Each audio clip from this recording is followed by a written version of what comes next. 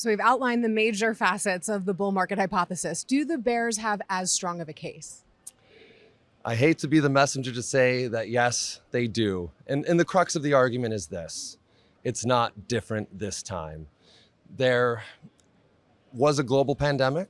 It's changed the landscape in ways that we haven't seen before. The word unprecedented was used often. There are certain phenomena that still exist today from the pandemic, but will history repeat itself? Is it different this time? And for a lot of reasons, one might say, no, it's not. I look back historically to right before the dot-com bubble burst and before the Great Recession. And I don't think we're in anywhere near as dire of times as that, but the Fed started to raise rates. People didn't really think it mattered. Rates were low before, there was new technologies available. The raise in rates wasn't going to affect the market. It did. And we're another one of those scenarios now. So if I were to say one thing about the other foundation for the bears argument right now, it's they haven't been wrong. They've just been early. And everything that was going to happen in January is still on the table and actually probably has more of a probability today of happening than it did back then.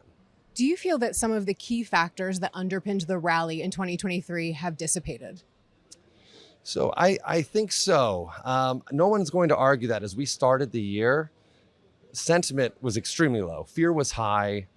And also valuations were extremely low. I mean, those are really just matters of fact. And the extremely low sentiment, low valuations, it led to the notion of what goes down must come up, and a chasing occurred where, hey, maybe this market has more room to grow that people aren't expecting. And that led to what we call the pain trade. And that's, a lot of people didn't see that coming.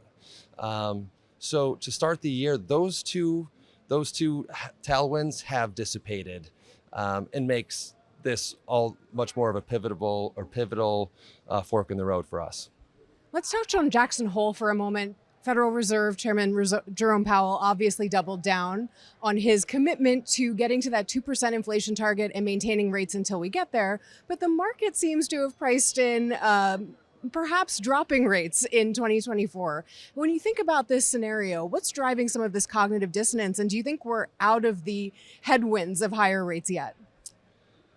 I think it's true that rate hikes, the worst is behind us. But if you were to talk to a bearish investor, one would say it doesn't matter how high rates go. It matters how long they stay high. So rate hikes haven't really mattered, at least not yet. And rates went up really quickly, and we're still kind of realizing what all of that means. As an example, take the 30-year fixed mortgage. The idea that anyone who has a 3% mortgage for 30 years is going to be just fine financially is true today. But no one stays in their homes for 30 years. People change jobs, they get married, they get divorced, they downsize, they move. Once people start to turn over their homes, they're going to start to feel the bite of what a 7% mortgage rate means, and that's still yet to be seen. And what happens if the seemingly all-powerful U.S. consumer starts to lose its strength? Another worry that we are certainly observing, potentially starting already. If we look at Walmart's earnings recently, there was a trend of downshifting.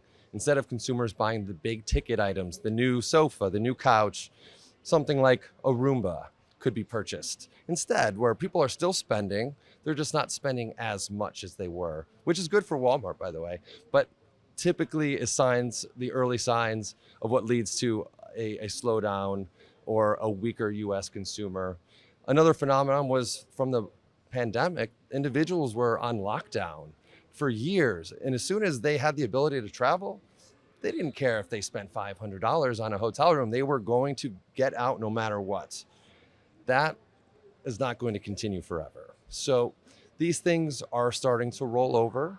Again, the U.S. consumer has been far more resilient than anyone really anticipated. So for that reason, it's tough to make a bull or bearish argument about the U.S. consumer just yet. So then ultimately, what does this mean for the so-called soft landing that everyone in the market is hoping for? I hate to remind investors that a soft landing has never occurred. It's my new favorite buzzword is immaculate disinflation, right? Where we've heard inflation fixation, the soft landing, the no landing. Immaculate disinflation is when inflation comes down without the economy slowing down with it. It hasn't happened before. It's starting to happen thus far, but it makes Fed Chair Powell's job very, very difficult to make sure he cuts rates at the perfect exact time and lands this plane softly, because it hasn't happened before, and it's yet to be seen if this time really is different. Stonebriar Wealth Management, advisors for your life.